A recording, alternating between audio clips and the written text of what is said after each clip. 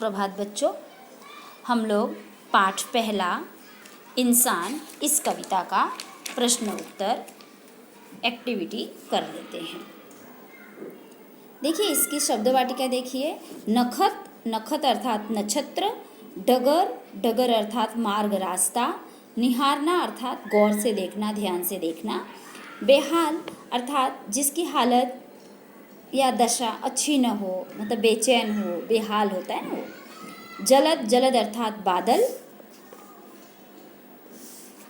जलद, जलन अर्थात ताप। हो गया, ठीक है। चलिए यहाँ देखते हैं हम लोग। सूचना के अनुसार कृति करिए। यहाँ है उचित शब्दों से पूर्ण करो। पहला, दीप की तरह, दीप की तरह क्या करना है हमें? जलना है। फूल की तरह जीना है। चांद की तरह जलन को दूर करना है, जलन को ख़त्म करना है, जलन को हरना है। मेघ की तरह प्यास बुझाना है। दूसरा देखिए क्या है? मैंने तोड़ा फूल, किसी ने कहा फूल की तरह जियो और मरो सदा इंसान। पंक्ति का अर्थ लिखिए। यहाँ पर कवि कहते हैं कि जब मैंने फूलों को तोड़ा तो मुझे किसी ने कहा कि मनुष्य का जीवन भी फूलों की तरह होना चाहिए।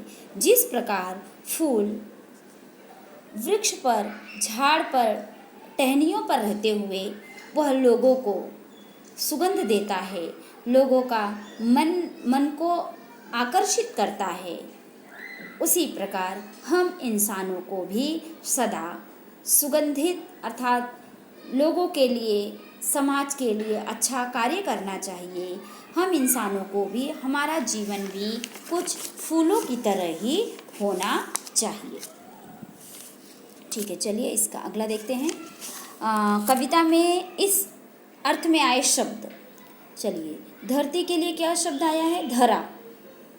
आकाश गगन, अंधियारा तम, हवा पवन, पृथ्वी पृथ्वी के लिए आएगा वसुधा, बादल जलद, बादल है जलद है, मेघ भी लिख सकते हैं ना। चलिए, अच्छे कर्मों से ही मनुष्य की पहचान होती है। सही बात है, मनुष्य की पहचान अच्छे कर्मों से होती है, न कि अच्छे कुल में जन्म लेने के कारण होती है। इसीलिए मनुष्य को क्या करना चाहिए? हमेशा अच्छे कर्म करना चाहिए। इतिहास देखो इस बात का साक्ष्य है। आप किताबें उठा के देख लीजिए, आज भी बहुत सारे ऐसे कवि, लेखक, समाज सेवक, बहुत सारे ऐसे लोग हैं जो हमारे बीच आज नहीं हैं, लेकिन आज हम उन्हें याद करते हैं। आज भी वे हमारे बीच जीवित हैं। क्यों? क्योंकि उनके कर्म अच्छे थे। तो मनुष्य की पहचान उसके कर्मों से होती है, न कि उनके जाति, धर्म, इन सब के कारण होती है। तो आप लिख लीजिए कि मनुष्य की पहचान हमेशा उसके अच्छे कर्मों से होती है। देखिए अगला है भाषा बिंदु। पढ़े हुए पाठों से सभी प्रकार के विराम चिन्ह ढूंढकर उनके नाम लिखो और उनका वाक्य में प्रयोग करो। अब देखिए जैसे आप पाठ पढ़ेंगे तो इसमें आपको बहुत सारे विराम चिन्ह आएंगे। विराम चिन्ह कौन कौन सा है? पूर्ण विराम है, अल्प विराम है। तो आपको क्या करना है? पहले उनका तो नाम लिखना है। जैसे पूर्ण विराम आपने नाम लिखा, पूर्ण विराम लिखा, तो आप क्या करेंगे? उसका एक वाक्य बनाकर लिखिए, है ना। और अल्प विराम है, अल्प विराम है तो उसका आप वाक्य बना के लिखिए। अर्ध विराम है, उसका वाक्य बना के लिखिए। तो इस तरह आप क्या करना है? आपको ये एक्टिविटी मैंने आपको बता दिया। पूर्ण विराम, अल्प विराम, अर्ध विराम, ये सब आपको क्या करना है? लिखना है और उसका वाक्य बनाना है। 3 है, तीनों आप लिखिए और उसका वाक्य बनाइए। देखिए अगला है उपयोजित लेखन।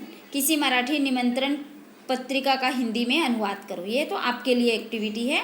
आप देख लीजिए, निमंत्रण पत्र होता है ना, वो मराठी में है, तो उसको आप क्या करिए? हिंदी में अनुवाद करके लिखिए।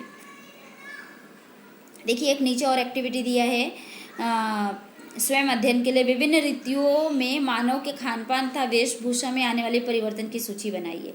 ठीक है ना, ऋतु के अनुसार हमारे खान पान में भी परिवर्तन होता है और हमारी वेशभूषा में भी परिवर्तन होता है। ऋतुएं देखिए, शीत ऋतु है, वर्षा ऋतु है, ग्रीष्म ऋतु है। तो हमारा खान पान क्या एक जैसा ही रहता है क्या? नहीं, हमारे खान पान में भी बदलाव आता है। हम लोग शीत ऋतु में क्या क्या भोजन करते हैं, कैसे कपड़े पहनते हैं, ग्रीष्म ऋतु में किस प्रकार भोजन करते हैं, कैसे कपड़े पहनते हैं, ये सब आपको क्या करना है, इसकी एक सूची बनाना है। ऋतुओं की सूची बनाइए और उसके आगे पहला एक आप लिखिए, एक ऐसी सूची बनाइए, एक ऋतु लिखिए पहले में, फिर लिखिए खान पान, फिर लिखिए वेशभूषा। अब ग्रीष्म ऋतु में आपका खान पान कैसा रहता है, फिर वेशभूषा कैसी रहती है। शीत ऋतु में आपका खान पान कैसा रहता है और वेशभूषा कैसी रहती है ना। इस तरह आप क्या करिए, ये आपको क्या करना है, स्वयं अध्ययन करना है, खुद से लिखना है और अब बहुत आसान है, आप आराम से लिख सकते हैं। तो ये सब एक्टिविटी, ये इंसान, ये जो कविता है, ये कविता हो गया और इसकी एक्टिविटी मैंने आपको बता दिया। ये दोनों आपको क्या करना है, ये कविता पहले आपको क्या करना है, कविता लिखना है, कविता का शब्दार्थ लिखना है और इसके बाद आपको ये कृति अच्छे से अपनी फेयर कॉपी में पूरी कर लेनी है। धन्यवाद।